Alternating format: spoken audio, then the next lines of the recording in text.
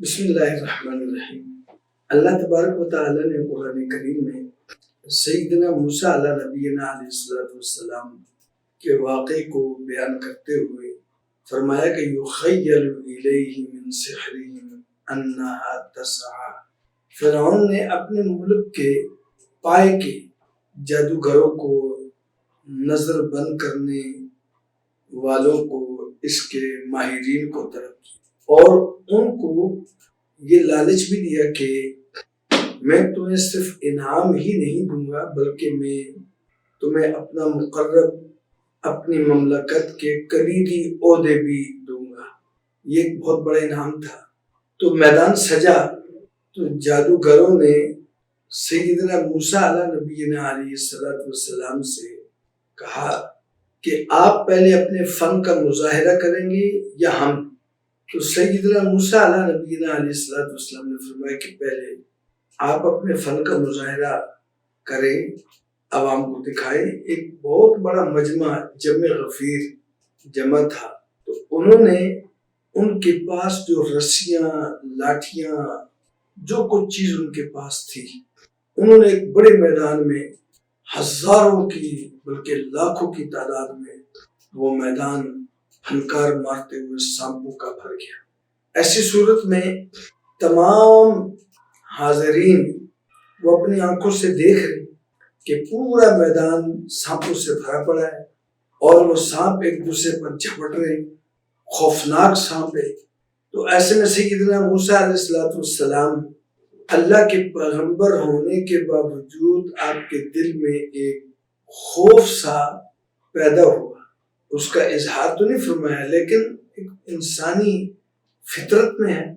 تو اللہ تبارک و تعالیٰ نے فرمایا کہ الق عصاک، تو انہوں نے بھی لاٹھی جب اس میدان میں پھینکی تو اللہ کے حکم سے اس لاٹھی نے دیکھتے ہی دیکھتے تمام میدان کے سانپوں کو نگل لیا، اور آخر میں سیدنا موسیٰ علیہ نبینا علیہ السلام نے اس اپنی لاٹھی کو اٹھایا اور اپنے ہاتھ میں کر لیا۔ تمام کے تمام جادوگر سجدہ ریز ہو گئے کہ یہ ایک طرف ایک جادو تھا، نظر بند والا معاملہ تھا، دوسری طرف اللہ کے نبی کا معجزہ تھا، اور وہ اس فن کے لوگ تھے۔ انہوں نے دیکھا کہ اس لاٹھی میں نہ موٹائی میں کوئی فرق آیا، نہ لمبائی میں کوئی فرق آیا، نہ چوڑائی میں کوئی فرق آیا، اور وہ تمام ہماری لاٹھیاں، ہماری رسیاں، ہمارے رسے، دیگر اشیاء جو میدان میں ہم نے پھینکے تھے وہ بھی نہیں، تو آخر یہ گئے کہاں؟ تو وہ ایمان لے آئے۔ یہ نظر کا دھوکہ ہوتا ہے، جادو ہوتا ہے،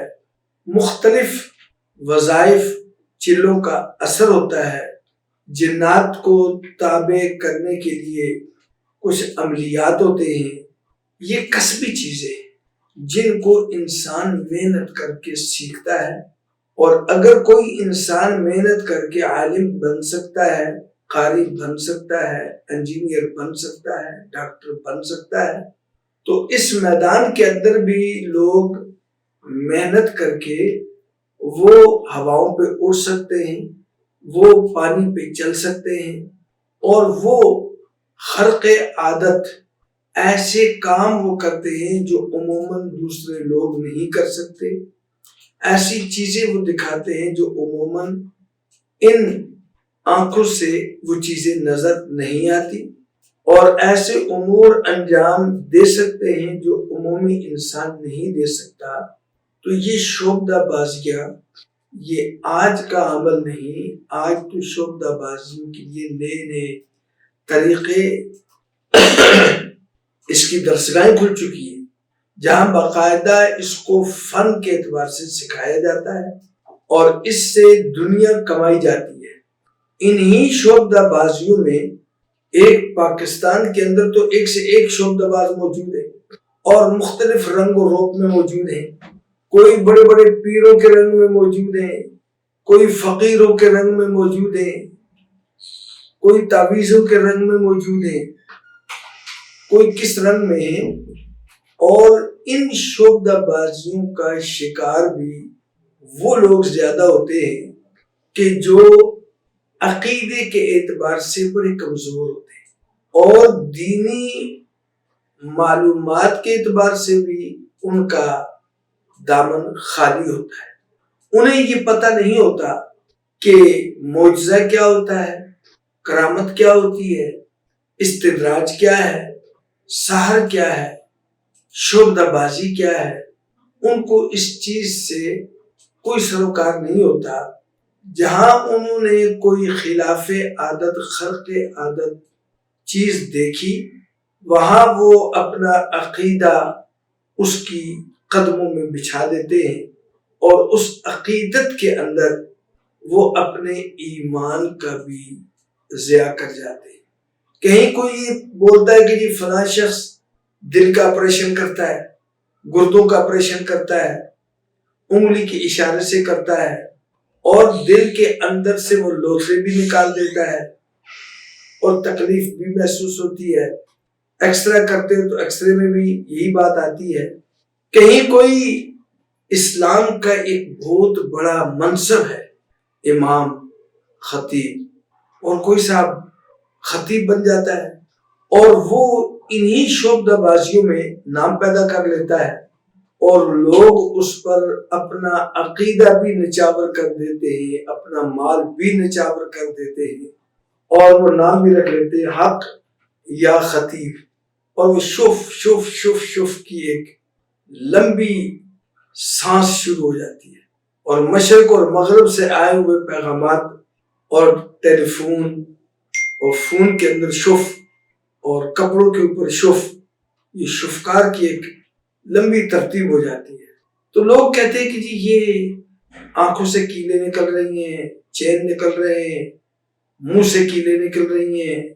اندر سے پتہ نہیں کیا کیا لوہے کی چیزیں، سٹیل کی چیزیں، بڑی عجیب عجیب کہ سٹیل کی کیلیں نکل رہی ہیں، 2 3 سال پیٹ میں رہی ہیں، نہ ان کو زنگ لگا، نہ ان میں تغیر آیا، چمکتی دھمکتی کیلیں باہر آ جاتی ہیں، جیسے وہ کوئی فیکٹری اندر تھی کہ جس میں یہ زنگ آلود کیلیں، لوہا اور یہ چیزیں ڈالی اور اندر سے وہ بالکل صاف ستھری ہو کر باہر آ گئی۔ اگر یہی چیزیں بزرگی کی علامت ہیں، یہی چیزیں اللہ کی محبوبیت کی علامت ہے، تو یہ تو ہمارے صحابہ کرام سے بھی ان کا کوئی صدور نہیں، پھر یہ ان سے بڑے بزرگ ٹھہرے۔ اور تابعین، تبع تابعین نے اپنی زندگیاں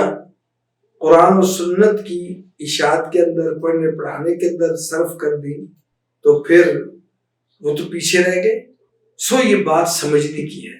اللہ تبارک و تعالیٰ نے قرآن کریم میں اس شعبے کے متعلق فرما دیا ہے کہ یہ ساحرین، یہ جادوگروں کا جادو ہے، یہ استدراج کرنے والوں کی یہ اٹکل بچو ہے، یہ لوگوں کی نظر بندی ہے، اور یہ نظر بندی کر کے لوگوں کو وہ جو یہ کہتے ہیں وہ دکھاتے، ان کی نظروں کا دھوکہ ہے۔ تو ہمیں اپنے ایمان کو بھی بچانا چاہیے، اور اللہ تبارک و تعالیٰ نے شفا قرآن میں رکھی ہے، شفا دعاؤں میں رکھی ہے، شفا اللہ نے ذکر میں رکھی ہے، شفا اللہ نے اپنے محبوب حضرت محمد مصطفیٰ صلی اللہ علیہ وسلم کی پاکیزہ سنتوں میں رکھی ہے۔ ہمیں انہی کو حرز جاں بنانا چاہیے اور ان چیزوں سے اپنے آپ کو محفوظ کرنا چاہیے۔ السلام۔